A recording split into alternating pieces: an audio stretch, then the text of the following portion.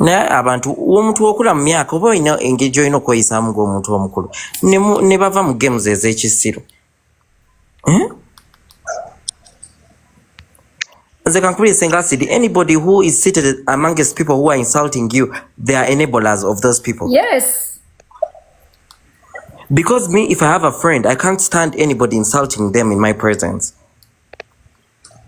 Kati nze olaba nze nina abantu besitasobola wadde okukkiriza okuteeseza wano because of Nakku. They are there. There are many. Era namwe mubamanyi. Siyombangako nabo tebanvu bangi babiryereira. Wano lala twamuvuma twayawukana lwa Nakku. Nze nebwe mpulira era waneeno yagenda wano ewa Richie nga bali muvuma. Ne mubuza lwaki wagenze wantu gye batakwagala.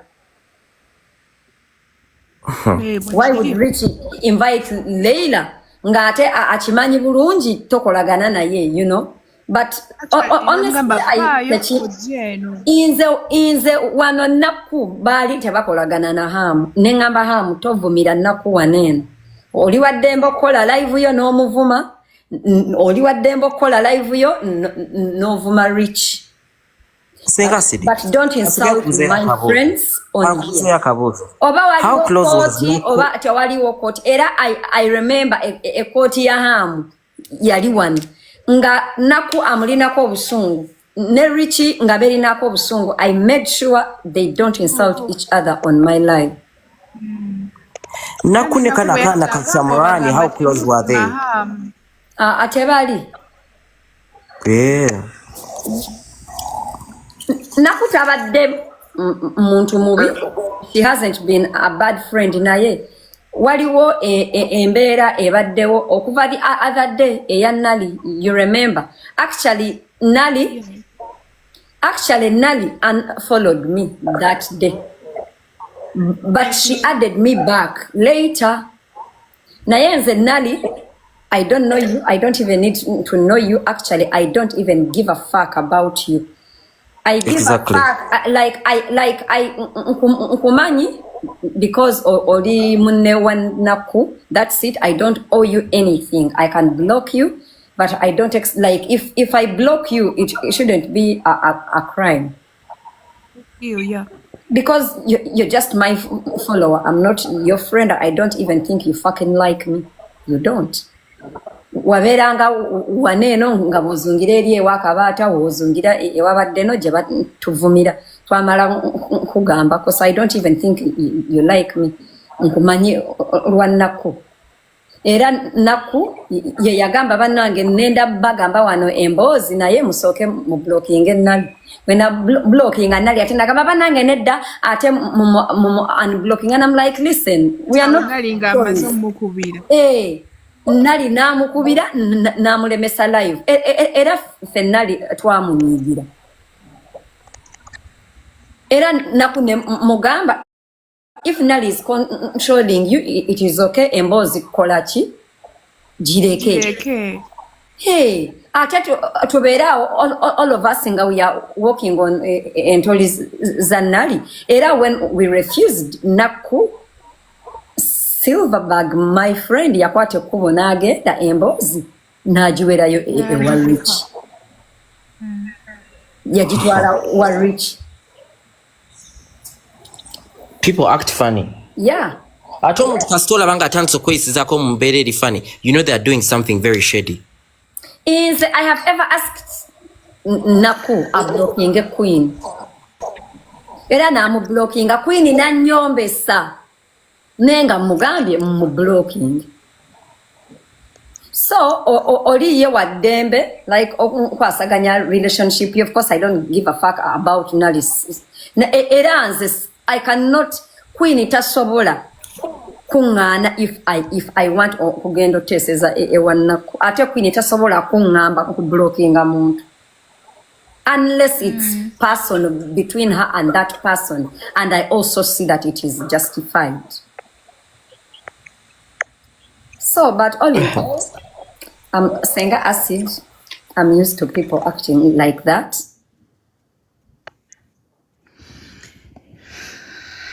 naye biruma tebisanyusa.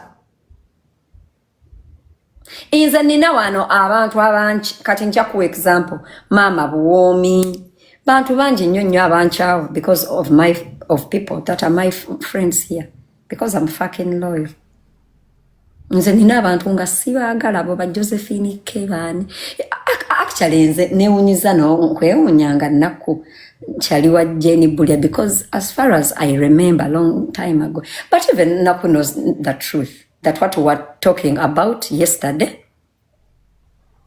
was the truth.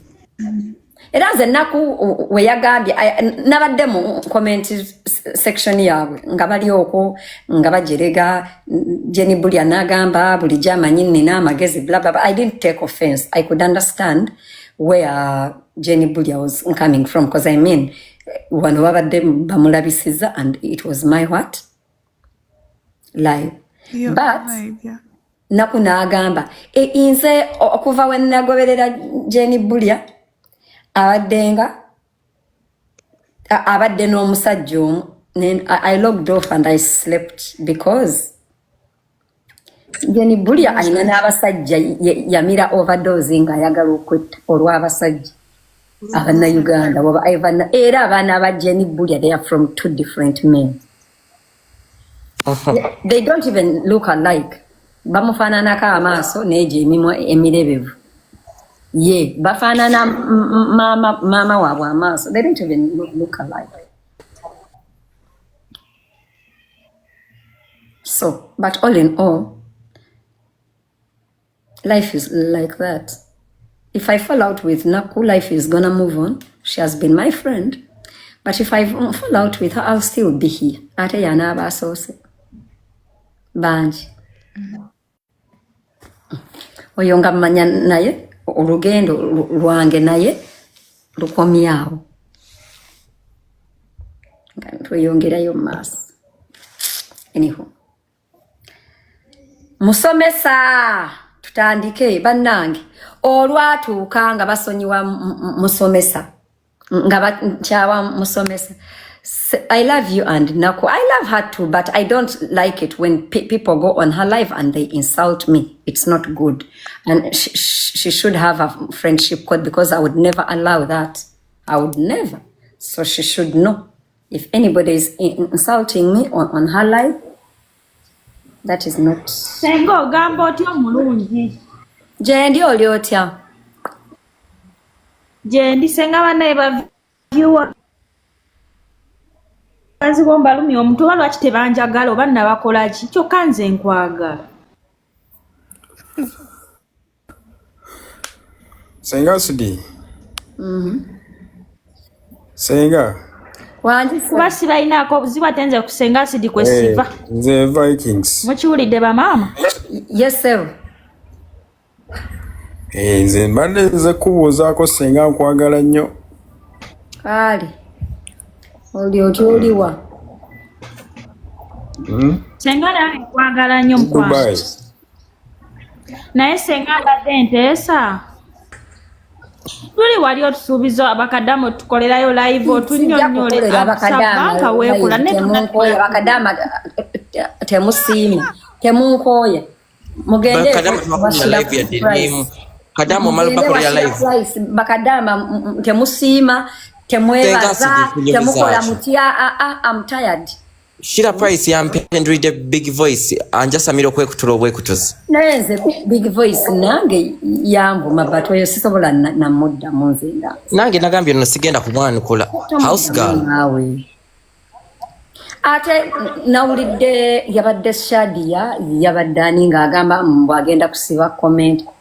Kati lwaki mazima Shadia aba asiba Shadia nga avuma abantu n'abatamuddamu. Anti yali agala commenta. Yali agala commenta yamuliza ne sente agule boxers bana biki akaza akadde kale kagalo oyo mwana omuto. Nalabye. Nabiwulirako. Anyway, simanyi but I had nga agamba mbo agenda musi. Kati nga oyo nga asibani. Sawa sajja. Wanjisebo. Bannaye saafuna mukisa kukulisa bizibu bannaye kuliko ebizibu webale biwangula Obeera. Dubai. Ni Dubai. Sawa sajja njagala kuleta Dubai. Njagala kuleta ko Dubai. Bana Senga Sidi. Bobi Wine bambi yagudde ekigonga ayogera. Kyamusekana mu mwine empisa embi. Ani alitusonyiwa? Ensigo zayatise. Bana yabadde ayogera kazidalo nagwo omulundi gumu. Nga yalabye. Gwe ate ekiko kyagudde kyabadde kiswaza. Omanyi kigonga kya kisiro. Enkuba yabadde etonnye. Nga tewali yadde enkuba embibibi. Era ne ngamba onalaka alina byakozesa. Alina byakozesa tusobola kuluzinga stamina. Akola nnyo. Senga Sidi. Tosobola kuluzinga stamina bwotyo. N'ogwa omulundi gumu ng'oyogera. Yayogedde omulundi gumu n'agwa ekigo omulundi gumu wepa. N'asitukayo n'agamba kantandikire we mbadde nkomye. Yali agamba CDF waffe. Musimanya ayogeza mwenge kati yo bacce kyamusudde. Nze siraako Mwai Museveni ng'agwa ekigo ne ku myaka jeje emikadde. Naye Bobi Wine ng'okedde okugwa. Zigasana laba ambulera gundi flaga y'eggwanga ng'egwa ku nomination. Amanyirawo ebisi birungi. Nze neebuuza flaga yaleeta yaki ku nomination. Yaki. Ate bannange ebintu bibi nnyo. Ye bwe yagenda okwogera ku nomination enkuba n'etandika buli omu. Yajja ne flaga ya Uganda. Bwe yali akyayogera enkuba n'etandika buli omu n'asaasaana. Yalina okuleeta fulaga okulaga eggwanga buno alwanirira eggwanga. Akabonero ka Nupu akamanvuuli naye ate ekya fulaga it is okay naye munyumize kati yagudde atya bambi yabadde akyayogera kazindaalo ng'agamba abantu yabadde akyayogera ng'agamba abantu oba nti agenda kubazimbira amayumba oba biki kati ng'asabuka alinga akumako emberenge bagenda bafumbira ebyenda. Excitement. Babi yagambye nti bagenda bafumbira ebyenda mu bulwaliro n'engamba Babi lwakyayogera kalwaliro alina kwogera ku ddwaliro oba musingisi oba yabadde akooye fatigue Senga Sidi oyo omwana alina ebintu byakozesa tosobola kugwa bwotyo nga toyina kikosodde lwalwe namulaba ng'agenze mu ssabo ayinza okuba teyabajjajja teyabasanyusa bana ekagudde ekigo kyokka kamera ne zikakwata bambi honestly with all honesty I want us to be respectful. Omusajja oyo ayina abantu bakulembera abannauganda. He's a leader. Tetumuvoola ng'omuyitaka amba nti Bobi yagudde. No, Senga Sidi Bobi Wine mutono era wembampi muyise kamba nzijayo ekifaananyi kye Bambi naye yagudde ekigo. Yagudde ekigo. Anyway, omusajja yagudde ekigo.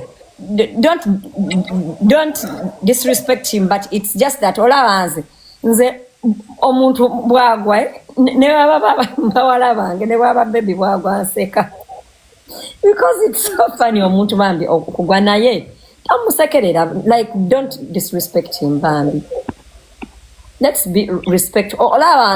Ne waba Museveni. Let me tell you something. Senga ina ka video ke wakola. Kankubulye Senga Sidi. Ogamba. Tunulira abantu nga Barack Obama. Walaba speech je yawayo nga awayo mu America okuyingira president. A speech ogijjukira. Nanti Bobby C. Obama. Kale Bobby C. Obama naye Bobby agezeko kubanga Ibrahim Traore.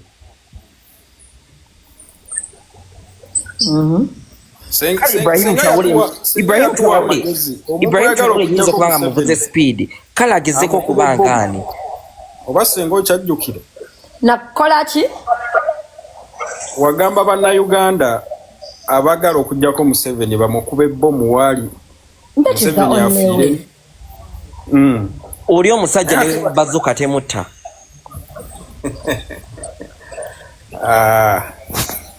naye Senga tukulinze tukomewo tulonde bagambye mbu pressure yaliya ndaba babita nsino bisasanya mbu screenshot mbu ngamba abaana bagenda kusasula miliyoni emu kuba Bobby nga bantidde mangu sinaba kusumulula basuna ate banyize empola nze nakola bukozi live nembuza Bobi Wine ebibuzo bye namubuuza olaba nange bagamba mbunalya baagala okutulisa ssente ze tutalidde abo we batyo buli muntu bamubuukira tebaagala I have a question.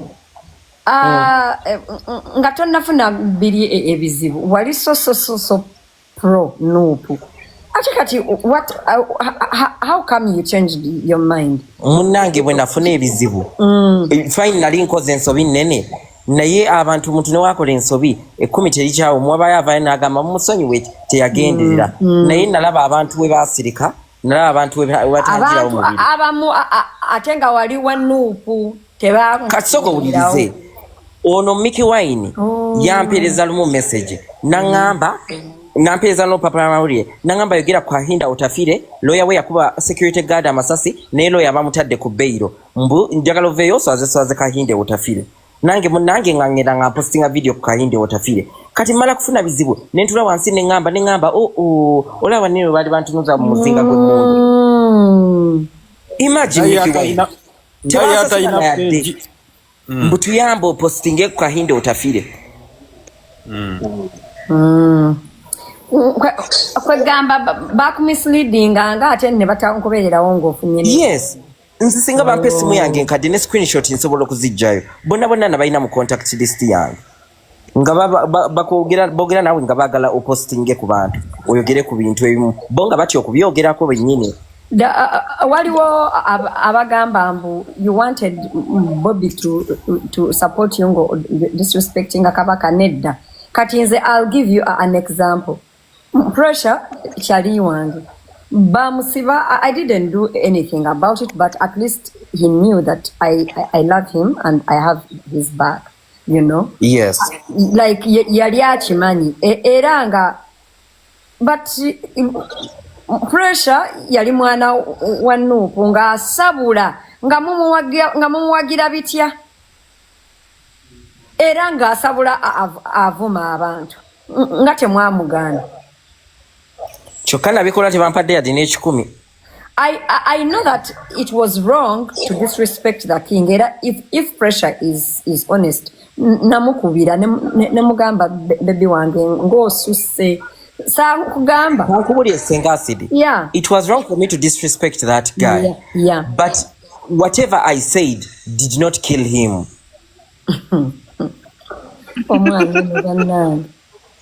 Wanji Senga Acid, everybody has a right to say what they want. Yes, however, you said it in a disrespectful way. Yes, I said it in a very disrespectful way because I had my reasons. Okay. But it and didn't. by the way, But by the way, olaba Rama yaliko foot soldier. Rama ne bamusiba. Rama yava mu komera nga tayagala kuwulira kigambo foot soldier kubanga tebamubeererawo. Yali eyo nga abona nga yali akawunga yalwadde envunza. Senga Acid. Yagenda okuva mu komera ng'agamba ye n'ekigambo Nuupu matako tegeega kati Senga Acid onagame Pressure alina kula invite yagwa nze Senga Acid mukwano gwange nso okujja ne ku live ne tunywa kye twagala tondita kogo mukolinga omudimu nange nali foot soldier nange ayogera kati Senga Acid waliwo omwana bamuyita Sadamani Makebe yali Dubai nga anoonya ssente ze ng'akola kali muna ina badde scrollinga byange nensanga video ng'agamba tusaba mutuweereze ku ssente z'amazzi tusaba mutuweereze ku ssente za data struggle okutalaga eggwanga si kyangu nengamba laba how ono guy wa misleadings abaana b'abantu people are even leaving their jobs. Yavayo n'agamba muveeyo mwesimbewo mwenna mujje mwesimbewo ate bazze okwesimbawo tebabawa kaadi waliyo n'omukazi gwe bawadde kaadi oyo yaswalidde ku Baba TV nga bamubuuza ebintu ebyobukulembeze nga talina kyamanyi. Abakulembeze baagala kasoba nga toli muyimbi tosobola kubajjaamu bali naye kasobera ng'omanyi okuyimba. Kakati nalabe vidiyo endala Bobi Wine yagenda e Busoga n'awaana nnyo Maama Kadaga wa NRM akoze ne Museveni okuviira ddala mu 1997 muntu wa Museveni Bobi Wine n'amuwana Kazindaalo naye neerabira okwana ku Besigye eyamuyirawo omubiri eyamubeererawo eyamwagala ng'ate Besigye yasooka mu nkyukakyuka naye n'agamba kanjagale Bobi Wine nneme kumukotogera n'amwagala n'amusembeza n'amuwagira. Katugambe kajja yamukoledde Bobi Wine bingi nnyo okusinga Besigye byamukoledde. Besigye yayagala Bobi Wine n'atandika n'okumwogerako n'agamba Bobi Wine asobola ate nga naye Besigye yali w'amaanyi. It's because he wasn't selfish. No, I think Chendaba between Bobby and Besigye, both of them are opposition leaders, but they do Bombi Mbagala Bukulembeze, actually they are rivals. Actually, one of the reasons why Besigye is in jail now is because he was plotting to kill the president. Yes. And he was almost going to get away with it. Yeah. So is Bobby, because one of the weaknesses that Uganda has, political parties don't unite under one common cause. Buliomu asa azawe. Barwanira bifo. Barwanirira gwanga. Kati kambabuze. Bwe mubeeranga mwenna you're fighting for a better Uganda and we are having a dictatorial regime, why doesn't opposition unite? Exactly. Understand? Buli omu asika akola era nze ekyo I cannot blame Bobby on that because ate kambabulire Bobby, I support him on that issue. Kubanga Bobby, if Bobby unites n'abo abasajja abakulu abo Besigye manya bamawo, they cannot even let Bobby shine for even a second. They can't. No. Leka nkubulire Senga City. If you have a sparkle, not one can dim your sparkle. Some people's sparkles shine bright. Let me tell you, pressure. All these guys have had opposition parties, that they are leaders, but their parties were not strong parties. If Bobi Wine came out and because I want us to agree, Bobi Wine's party is the strongest opposition party Uganda has so far witnessed. Kakati Bo, if they wanted a better Uganda, Atenga parties had failed to offset that dictator for such a long time. Why did they not unite and join this young man, honestly? Senga City, politics is all a funny game. A bunch of people will come together and then say, let us show these people that we are not on the same side. Yeah, you have to come out and you say you hate me. You have to come out and you say I'm doing this and this. So that omuntu ali genuine agala okuvayo kubalwanisa. Tafuna budde kubalwanisa kubanga abira busy nga distracted never know abantu abali paid okukola organized crime.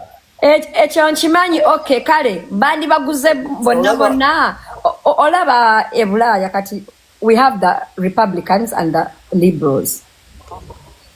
Democrats and but naye no sanga nupu FDC but DP go forward manya bitu zona nyinja, and of course all of them are paid, but if they failed to to overthrow a dictator or to make changes for a very, very long time, ever since Museveni became a leader, there has always been opposition. Kale bandi uniting zera ne basigala nga bali under one strong party of this young man eyakaji.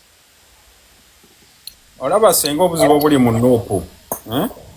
Mu Nuupu buli lwobeera serious. Drone yebejja kujja ku picking ekutwale. Buli lwolaga nti ebintu obitaddemu no seriousness. Olaga oyagala kujjako omusajja. Drone ejja kujja ku picking ekutwale. Kambabulire abannayuganda abandaba olwaleero nga kino tekigenda basanyusa. There is no and when I mean there is no opposition leader, I don't want to point names. Actually, the only opposition leader that has ever wanted to overthrow Museveni was Besigye. Only. And that's why he's in jail. BSJ has tried. Era BSJ is a threat. BSJ is a threat. That is why he's in jail. That's why he's in jail. Abalala bonna badiyale muzuku. BSJ yavangayo ne bamukulula ne muzi trenching ngatabuse walk to work.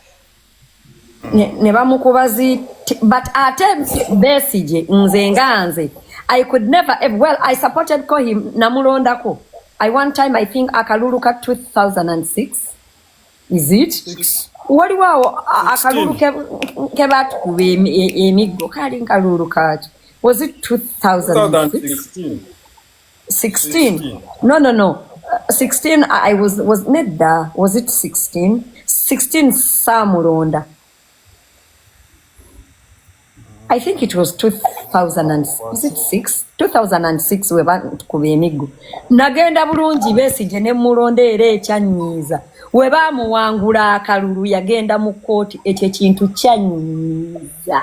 Nengamba I will never ever vote that guy again. Either it's 6 or 11, one of those. Nedda yasooka kujjaddi 6. 6 we yasooka okujja Black Mambas, yes. When namulonda.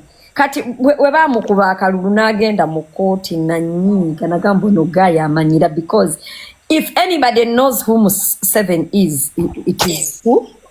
It is Besigye. How can he expect to win a dictator with the ballot power? I was so pissed off. Bantu are saying acid. Bandizeyo mu nsiko naye they are no longer bushes. They are no longer bushes. Bagende mu basement. Ate nekirala edda everybody had access to a gun. Ngogenda kugombolola no wewandisa ne bakuwa emmundu. Ng'abantu balina amundu mu nnyumba. Baya kyabangwira nnyo okuyekera. Essaawa zinene omundu ogijjawa. Nedda save. I mean but still now that's a strength for the government because if kakubulira ekyasinga in the public okujjako omuntu nga Obote basooka kikola internally nga takimanyi nti bali mulwanisa internally nga baspreadinga propaganda nga takimanyi.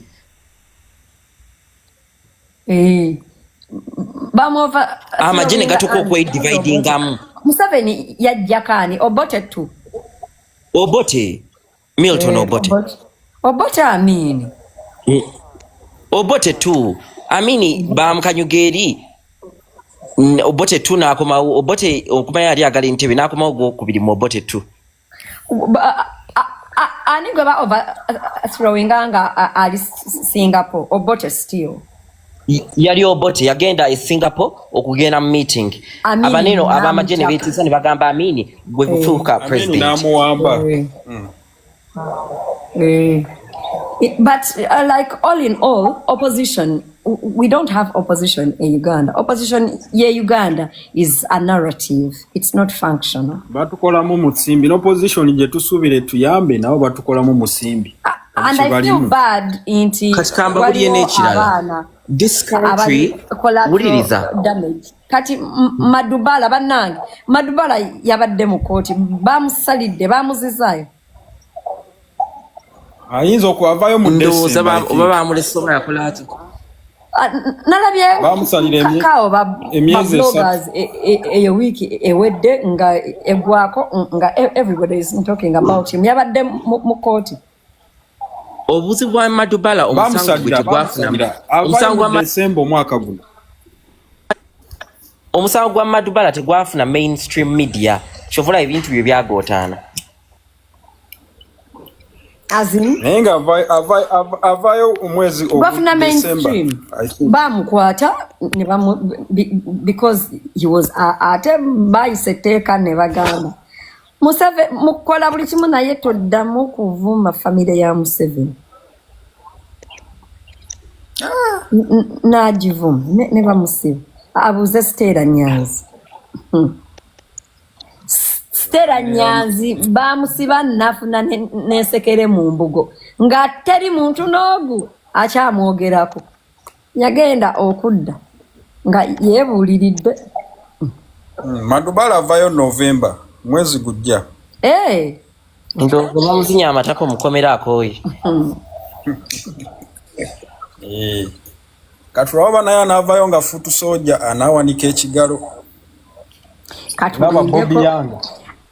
kati abaana ba futu soja Madubala bamulwaniriridde bati tebamwogeranga nako tebamulabawo buli kunuupu awo buli wobeera serious ng'oyagala kujjako gavumenti gwe nga bakunona nedda kankubuulire kasitokola nopu byekugamba nti yo tugenda kusimba parade naawe nojja n'osimba tugenda kwambala okofiira ow'amagye naawe n'oyambala nze kyemmanyi every time Noop is having a demonstration wabeerawo entegeeragana naye kati gwe nooleeta embaliga nga wabiramidde ku social media n'obyeyinza muba kyapa gwe Senga Acid walaba ka video nga Bobi Wine ali ku simu nga yeefuula gwe bakutte we yali akomawo nga bagakola 1 million match n'azanya katemba mu nnyonyi edda akavidiyo ako ojja kuddayo okalabe ojja kulyanga omutima gukumenyese badde njagala kukomawo nonde Bobi kati kyamugamba mbiveeko kyogamba sipiika yakuvaako Senga yanvaako dda mbadde njagala tayebwa yakuvaako yanvaako mbadde njagala nkukomawo nonde Bobi kuba nsanyusiza nnyo nnyo abantu beyamye kaadi nasanyuse enkola najagadde naye mu Nuupu balinamu ebyana n'agaana naye lwaki Bobi tetumuwaamuko n'afugamu ne tulaba Bobi Wine wayingira State House n'akola ebyekisiru mu myezi 2 egisooka tumulumbayo ne tumugjayo ne tumufulumayo tetumutya chance kale akole tetwagala kumuswaza kuba tumufunye State House tujja kumwambula Uganda for just days Bobi wetumuwa Uganda agenda tufugira ku TikTok agenda kujja ebibozi bya TikTok nga byajja byafugirako Uganda nedda Bobi Wine mumuwa okufuga Uganda olw'essanyu eringi ajja kutikira mu buliri bwe twajja kikola lwa urban excitement amalwaliro etuzimbe sente z'eggwanga zonna binayisa yarulinga Uganda for 70 days ye zawera ndeka tumuweka lwaki mugamba mbu tasobola katumuweko chance tulabe Senga Acid Bobi Wine is going nowhere anansonyiwa okumugamba kubanga ebyobukulembeze we twamuwa chance okugenda mu parliament yalinnya ku mmeeza taso aye kuteesa ebintu byamaanyi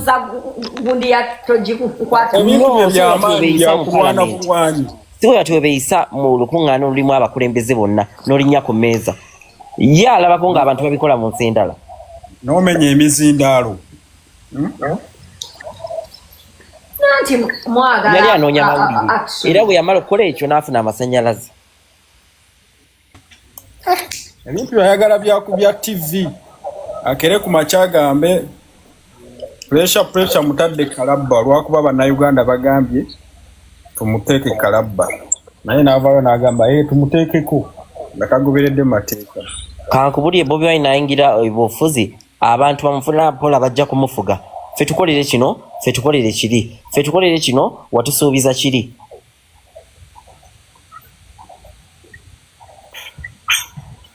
naye nga wadde ne Museveni twamukoowa naye tewali option ndala option yaliwo ya muhoozi naye ate naye yasirika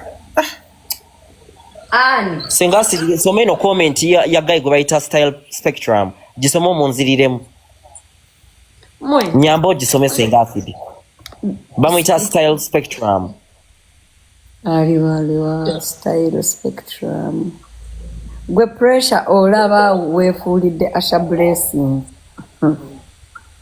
Asha Blessing namulabye ne Shira Price kati awo ani yeefuulidde ani leka mubalage yabadde pressure wabeererawo kuuzibwawo wabeerera mukomera Asha Blessing arobe yali aŋŋambanga mbuki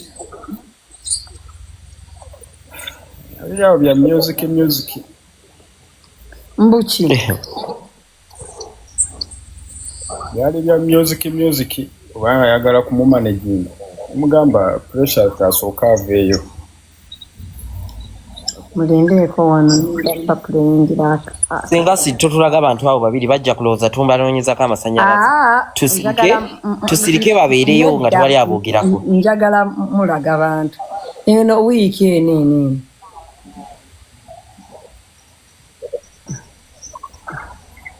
nze mbabuulire in this world you cannot love both.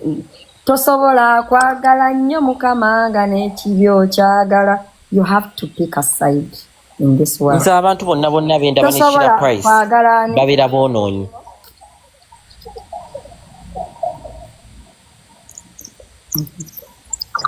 Naye nga nze ngamba Bobby tumuwe afuge muleme kugamba oyosobola. There is only one way to find out. Atadde akafaananyi ka alien skin ku profile. There is only one way. Olaba gwe okoze eki? Kansirike. Nsane Bamuvuma sina kyenkoze. Senga lero zatuswazizza nnyo. Omanyi bwagambye abaana ku makubo. Ani? Kyagulanya agambye abaana nga bwagenda bakola ki bwagenda bawa ebikopo by'obuugi nga birimu ne sukaali n'omugaati. Bakubya mu anti wosanga abaavu oyogera ku byakulyawo bakyamuka. Bw'oyagala okukwata obwongo bw'omwavu yogera ku byokulya. Ne bagamba yes people power. Banaye Senga tuswadde. Kati mubadde mwagala abagambe ki? Waliwo nekira kinawulira mulaba ebyo ebitanda babbi byagabira abantu ebyo. Bwe wayitawo ewiiki baddayo ne babinona. Waliwo yakiŋŋambako. Ebyo ebitanda bye bagaba mu malwaliro. Oba bituufu.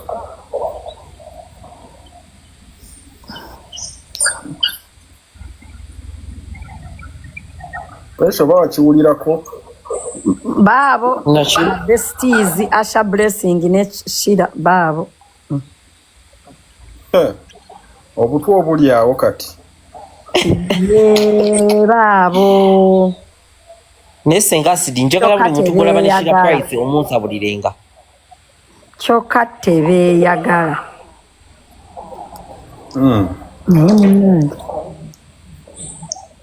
Era yagala. Ndaba bonna bwe bali awkward. Iye. Kazo mu Tanzania oyo abagamba mbu walya mu Asha Blessing olukwe. Ndoza ansa bagifunye musota ku musota. But olaba pressure abantu nganze nawe God exposes them. Even you don't even have to try that much. That's why I'm not giving them my attention. Yeah.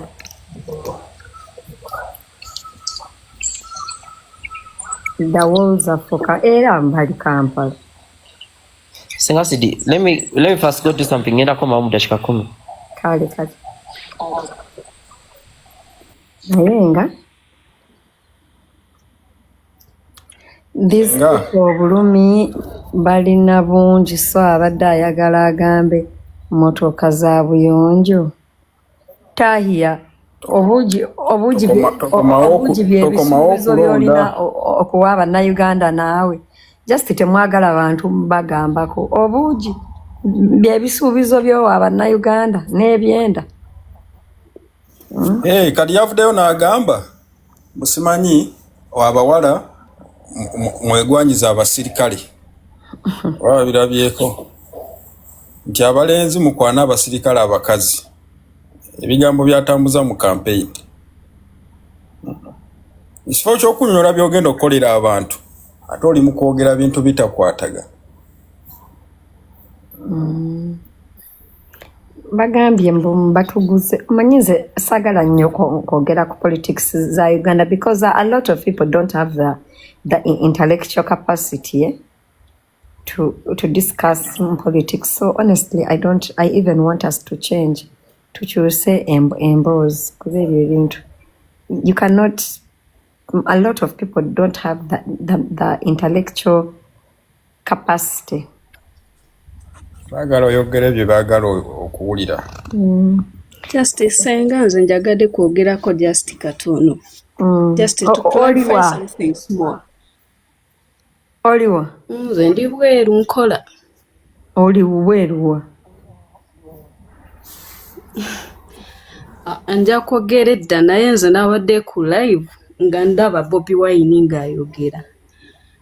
Like he didn't promise people porridge and what? Naye abadde ayogera ku meals z'abaana like school meals. He was not promising people porridge. N'ekirala gwe Vikings kankugambe. He was giving like tips. Ng'abawa tips. Like to try to be friendly. Naye abadde tategeeza nti oba bakwana abasirikale oba bakole kinedda ekintu okitwala nnyo paasono mulekerawo okuwaayiriza. Omusajja omuwaayiriza nnyo naddala gwe Vikings ne pressure mulekerawo okuwaayiriza omusajja. Bamuwaayiriza. Yebyayogera ku Museveni. Bamusibako amatu g'embuzi omuliisa engo. Yawuli kyayogera ku mwami Museveni bituufu. Naye okakasa abadde ayogera ku school meals oba abadde agamba abantu nti agenda abawa obugi. Ekyamujja waggulu n'agwa yabadde ayogera ku buyumba bwa poliisi mbwagenda bukolamu essigi. Okuseerera kiri nomo era nawe wagwako. Lwaki mwesiba ku bantu? It's normal to fall down. Yagaddaga bagenda kuddira obuyumba bwa poliisi abukolemu essigiri. Gwe Vikings kyolina, you just have toxicity in your heart. Olina toxicity kale. Tukimanyi nti owagira NRM naye temwesiba nnyo ku musajja. Siraba ekintu kyakukola. Naye era obululu tebutwawula ne pulezidenti we yakiyimbako. Tebutwawula era nze by that time ng'oyogera ebyamagezi I used to follow you. Naye since you started speaking nonsense and showing stupidity I unfollowed you. Kali ate one following nenfa ki? Nedda anti nali ndaba nga byoyogera bya like they don't make sense sometimes. Sister, omuntu alina eddembe okwogera kyayagala. Kiba eri gwe n'ogamba nti kyoyogedde kikyamu oba kituufu. Alina eddembe okwogera kyayagala. Senga n'osiibye otya mukwano?